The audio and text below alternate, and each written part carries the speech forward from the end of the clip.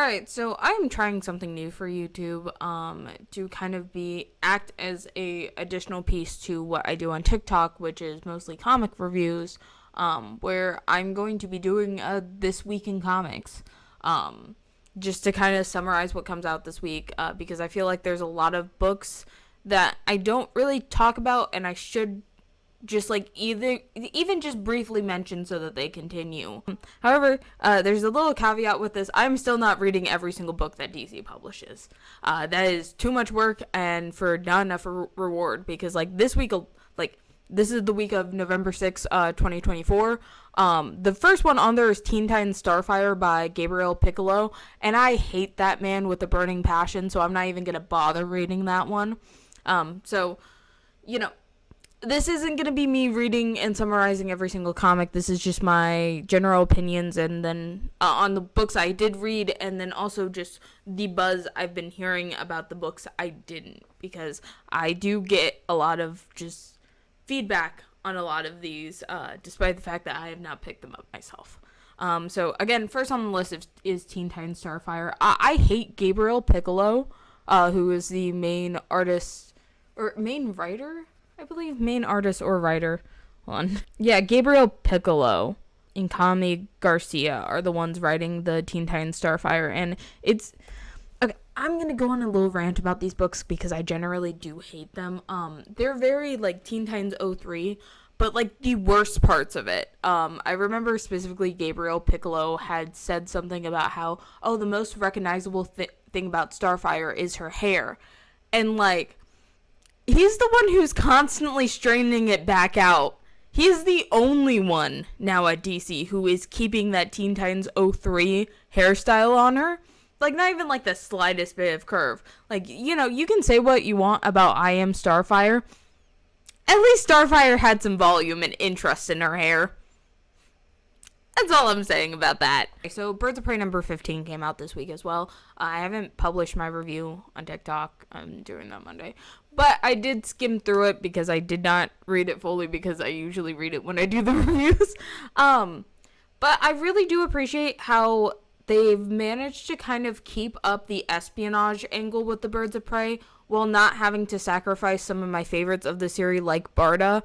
I know that there was like a lot of controversy about Barda being in the book, because, you know, I do think that the birds work best when they are espionage, but I think what's really holding it back is just Kelly Thompson's lack of knowledge about Barda, because she did run a civilian life for quite a while. Mr. Miracle 1986 really highlights that.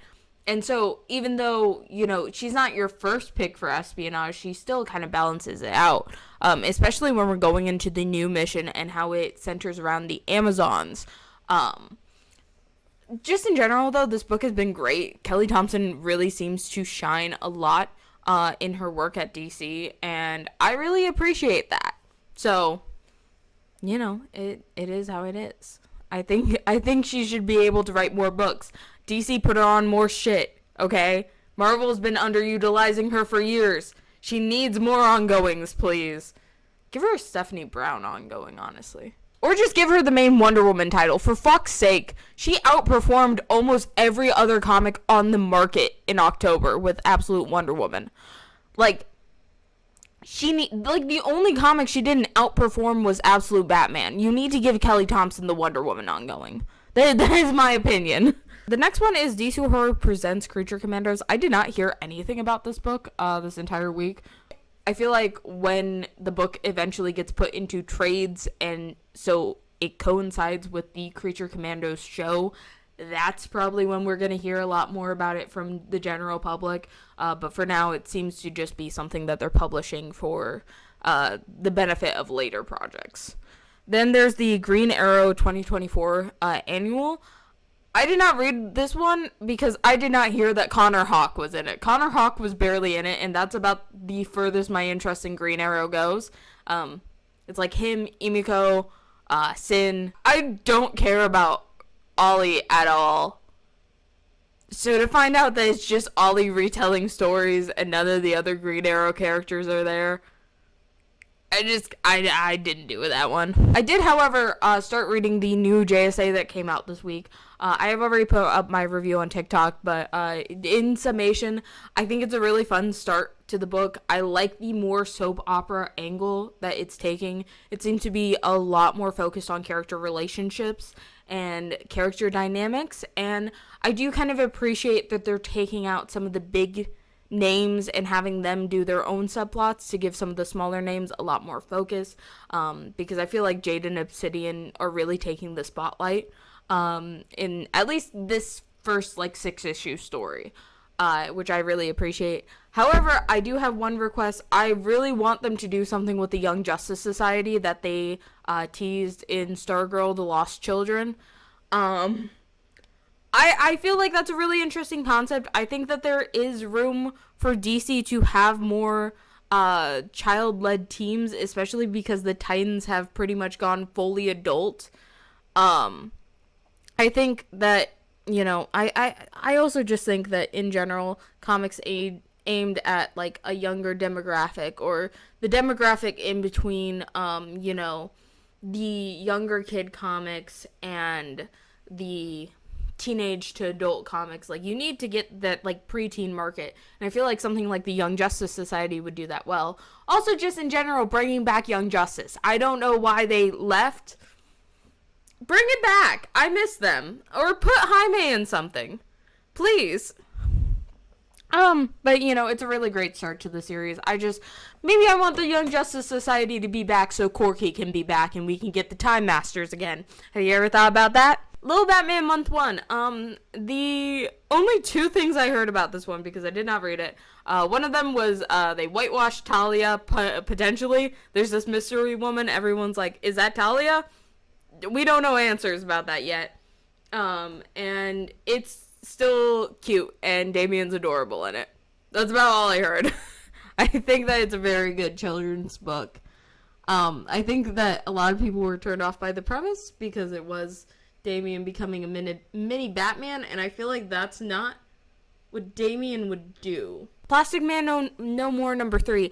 I think I'm gonna do a full review of this when it eventually is put into trades, because it is a Black series, and unlike the other Black series that I have reviewed in their entirety, like The Boy Wonder and Zatanna, I have no interest in Plastic Man. Which might seem like a weird statement, but, I am a JLI fan. If I have to choose one stretchy weirdo from DC, I'm choosing Elongated Man. I don't like him. I like his wife better. But then also, another issue of G. Willow Wilson's Poison Ivy released. I lost track of this series, because I have been buying it since issue 1. I've bought it in its entirety. I have not kept up with it at all. It's still going, and it's still just as good as it was when it began.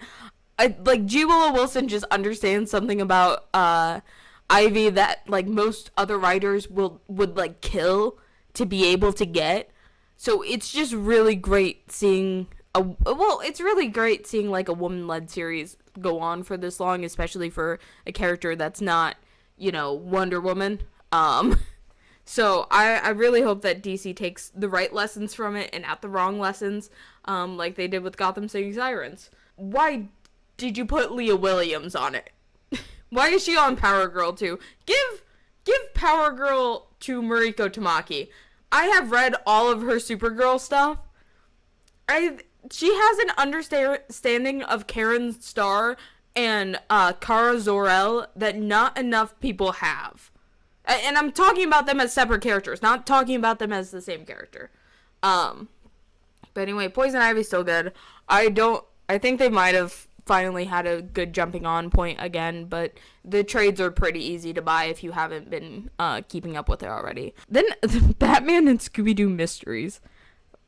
I heard nothing about this. It's one of those children's books. We can just skip over that. Absolute Superman number 1. I did do a full review on this. I like it. I like it a lot. I think it's probably my second favorite of the Absolute books that have released so far. I don't know why they opened up with Absolute Batman, if I'm being honest. I think that Absolute Batman is consistently the weakest one in terms of both changes to the character and overall story. Like, I knew I was going to be into Absolute Wonder Woman just off the bat. I think it was an amazing premise. I think that making Cersei your mother is great. I did not expect to get hooked into Absolute Superman as much as I did. I feel like they're doing a lot of setting up and world building for both the Earth of the Absolute Universe, because he is really the only one who's dealing with, like, the Earth as a whole and not just the specific city that he normally protects. Like, Batman's still in Gotham. Wonder Woman's doing her kind of Amazon stuff as per usual, but Superman's puts him in a new place entirely, and I think that's a very interesting perspective to take on him. I will probably be keeping up with the series in its entirety. Absolute Batman's probably the only one that I'm not reading at all. But overall, I think it was a very solid start, and I can't wait to see how they kind of build off not only Krypton, but also how the Earth has changed in the wake of Darkseid. So I think it's really good. There's also another Action Comics. The only thing I want to note about this is that I didn't realize this, and I might make a review later on it, but Mariko Tamaki has been doing a bonus story in Action Comics for the past couple months about Supergirl. And this, oh my god, I'm looking through it right now. This is again solidifying to me that Mariko Tamaki should just have a Supergirl ongoing. I don't know why, especially with Woman of Tomorrow coming out, we don't have a current Supergirl book. We have Power Girl, and I get why we have Power Girl. It's the same reason we have Gotham City Sirens. That's why you put Leah Williams on both books. But, Mariko Tamaki deserves a Supergirl run. In a full Supergirl run. And I don't know who at DC keeps on blocking her from getting it. I think probably even the best scenario is that you give Action Comics to Supergirl. Have that be her space to play in. And, some of the lesser super family, I say lesser super family, but some of the ones that are a little bit more disconnected from the main super family, like Connor, give them Action Comics and let them kind of play around with it. Next one on my list, Batgirl #1. Oh my god, this is the best book out at DC right now, in my opinion. I have loved every single aspect of it. I love that we are starting to get more of Cassandra and Lady Shiva's relationship. I feel like Batgirl books in the past have focused a lot on Cassandra's relationship with David Kane and with Bruce, but not enough have focused on Lady Shiva. And so the fact that the first arc of this is her and her mother going on a mystery quest, it's amazing, and I cannot wait for issue 2. I have 5 copies of it. This is a thing that I do a lot. I buy a lot of copies of the books I love. Batgirl, I bought 5 copies of. One of them was an Amazon one because I'm not at home and with access to my local comic book shop. So I bought it on Kindle so I could read it immediately when it came out, and it did not disappoint. This is probably giving Cassandra a book. I feel like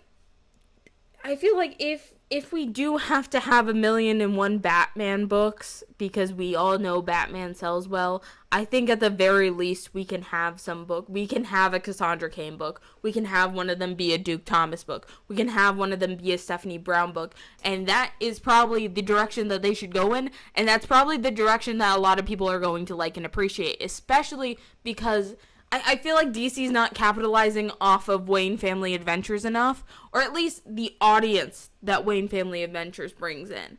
I feel like a lot of people who read that book, who have not read, DC previously, they focus on very specific characters who don't have things currently in DC. I see a lot of Tim Drake fans coming out of there.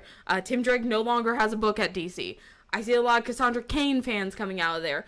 Cassandra Cain just finally got one. But I see a lot of Stephanie Brown. I see a lot of Duke Thomas fans starting to come out of the woodwork. But these characters don't have easy introduction points currently. So then you're not transferring these people into reading the comics. So I greenlit more books like Batgirl, please. It's such a fun read. I say fun, it's deeply traumatizing, but it's amazing, and I think everyone should buy it. The only thing I can say about Batman 154 is that Chip Zdarsky's still on it. That's it. I don't like Batman books. I like Batgirl books. I don't like Batman. I even like Robin books. I don't like that. I read the entirety of Damian Wayne's 2021 run.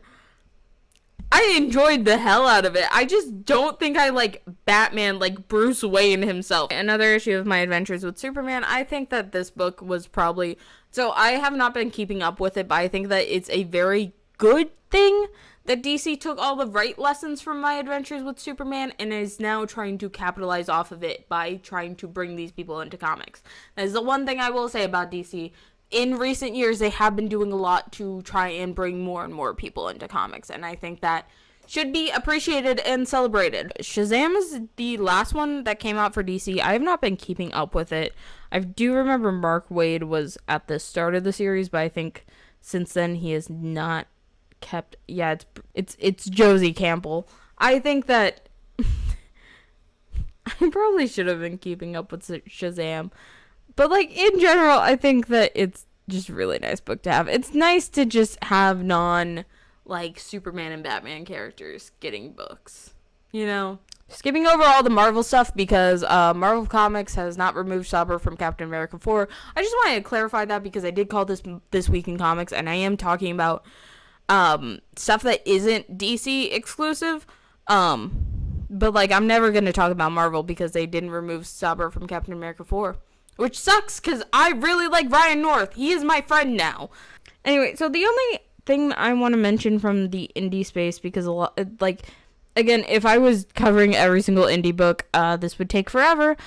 They are doing, because I have been getting very into the Muppets and Jim Henson in general, I will say that there is a Jim Henson's Labyrinth comic coming out right now by Boom Studios.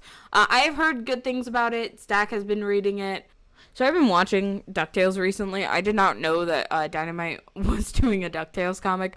The only thing I have to say about it is I kind of wish that they would do the 2017 DuckTales style. I feel like that like show in general just leans itself more into comics, and I feel like if they had honestly gone through and revitalized that into a comic book series, I think it would do a lot better.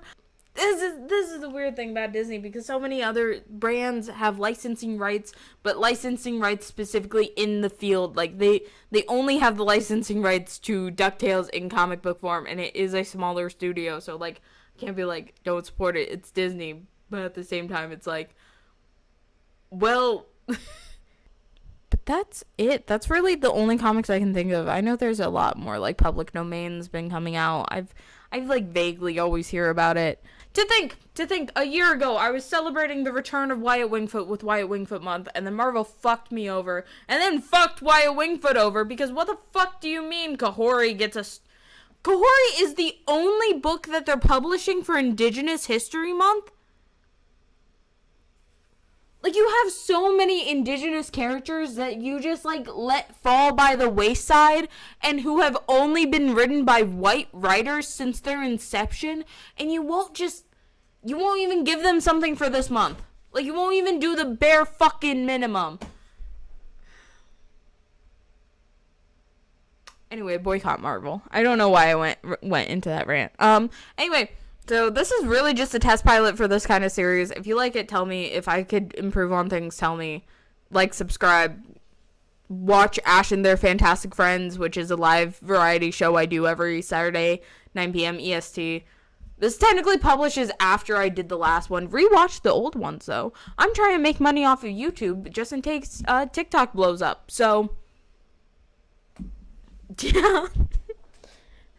Insert exit card, go!